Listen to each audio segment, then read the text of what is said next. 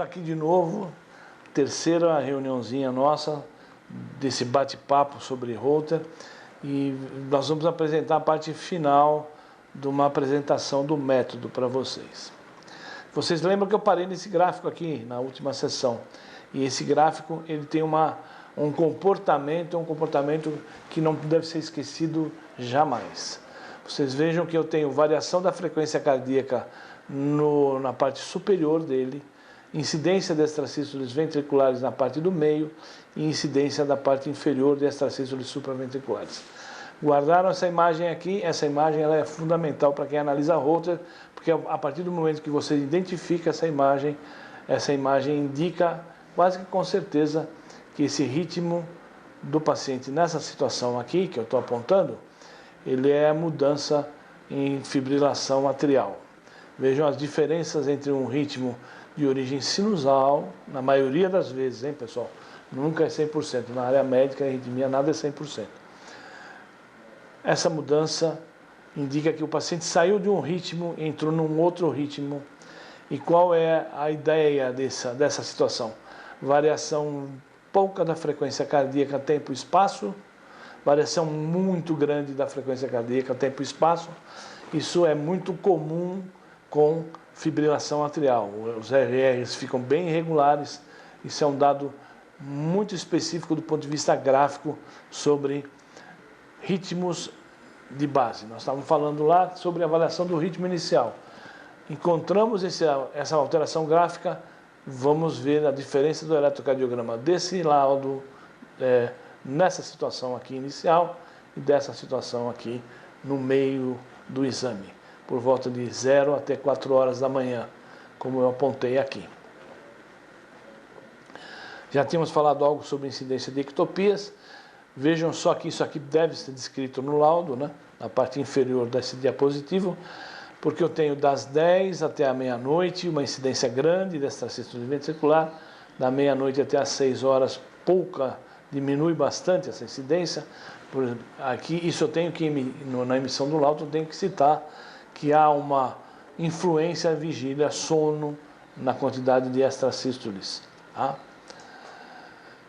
Vejam aqui um outro exemplo, aquele que a gente tinha colocado anteriormente, no começo do exame, que tudo isso deve ser citado, todas essas alterações devem ser citadas. Por exemplo, incidência de extracístoles ventriculares não homogênea durante o exame, por exemplo, citando especificamente os horários em que eles mais aparecem.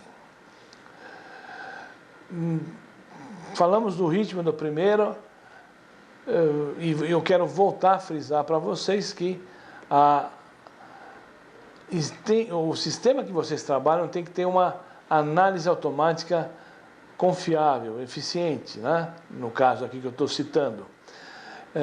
Pois os softwares têm com uma limitação do conceito do eletrocardiográfico e, portanto, para ele definir o seu critério matemático, vai depender da boa instalação do exame no paciente. A boa instalação, nós vamos ter momentos durante esse curso, esse nosso papo, que vão ser citados em relação a como colocar o eletrodo, como fazer a limpeza da pele, que eletrodo escolher, né? Para que você tenha plena interação entre a boa qualidade do exame e a sua capacidade de identificar alterações de ritmo que aconteçam no exame. Conheça o seu sistema, conheça o eletrocardiograma e seja curioso. Esses 3 itens são fundamentais. Para ser curioso, você tem que ter atenção a tudo que está se passando no exame e fazer isso com calma. Não adianta você tentar definir uma arritmia potencialmente grave ou não na pressa, né? Hoje em dia exigem do laudo do laudo do Holter quase que o mesmo tempo do laudo do eletro convencional. Você já imaginou? Isso vale como um pensamento para todo mundo que trabalha com o método, né? Nós precisamos ter se o paciente ficou 24 horas com o exame, a gente tem que ter um tempo mínimo para fazer um diagnóstico o mais próximo possível do real. Tá?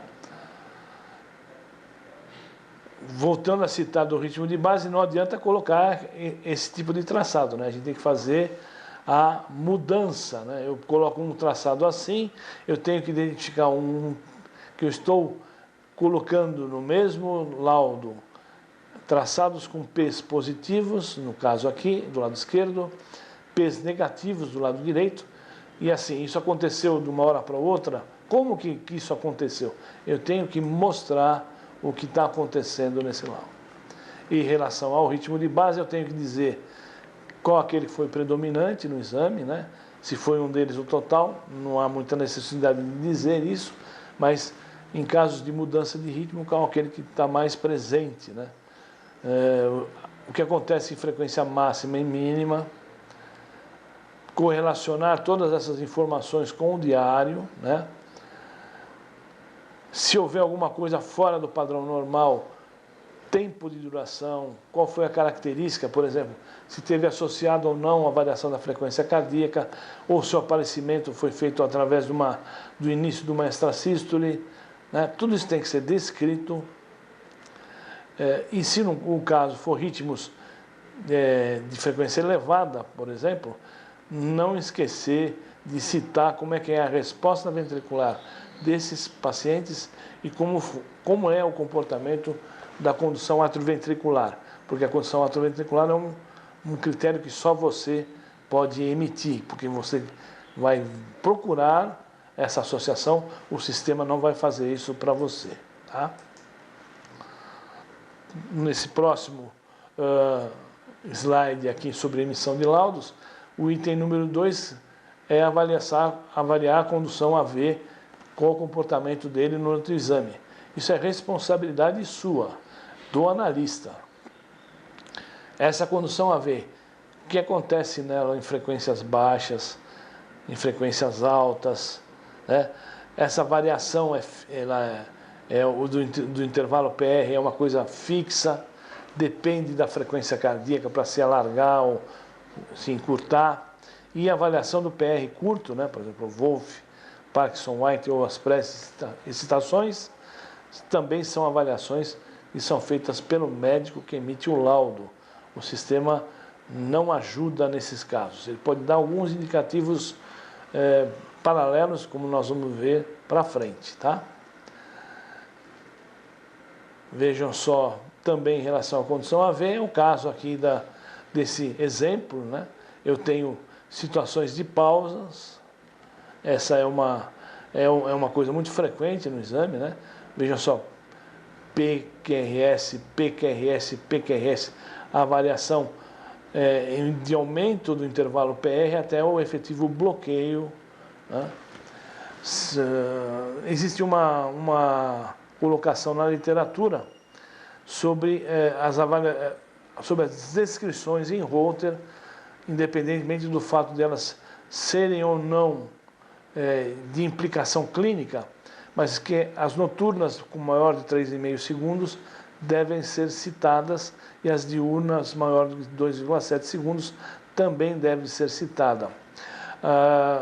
Essa publicação é uma publicação do Zareba, ele cita isso, inclusive nas várias formas de avaliação eletrocardiográfica, ele cita isso na avaliação do Holter, né? Vejam lá, cuidados também na avaliação da condução intraventricular agora, como é o caso desses, a gente já tinha citado em conversas anteriores sobre a avaliação do bloqueio de ramo intermitente. O QRS largo, ele é selecionado como extrasístole ventricular na apresentação inicial do sistema, tá? E quando ele aparecer no exame, fica a critério específico dizer se tem influência da vigília, do sono e das variações da frequência cardíaca para o seu aparecimento.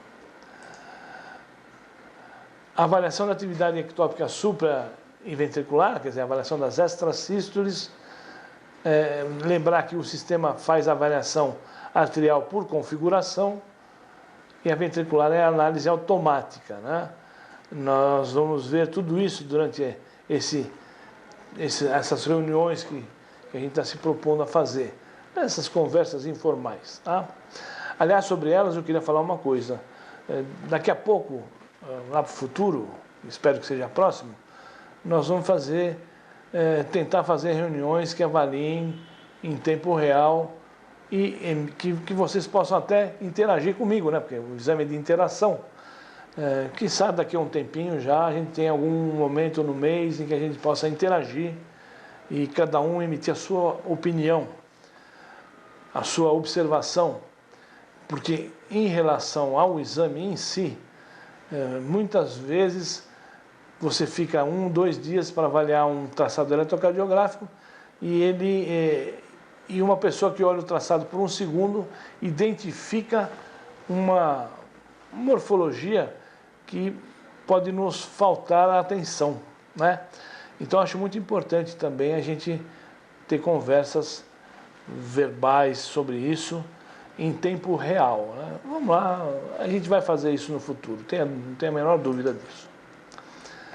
Volto a citar algumas limitações do método, aquele bloqueio que eu comentei anteriormente como sendo um bloqueio AV de segundo grau, ele vai ser interpretado na maioria das vezes como extrasístoles supraventriculares. Eu diria que esse aqui é um erro, um dos mais frequentes erros do Holter, né? Uma limitação do método, porque ele, como usa prematuridade, ele vai chamar a pausa após a pausa do bloqueio, né, da onda P bloqueada, como sendo pausa compensatória de uma eventual extrasístole. Tem maneiras de se corrigir isso, nós vamos ver para frente.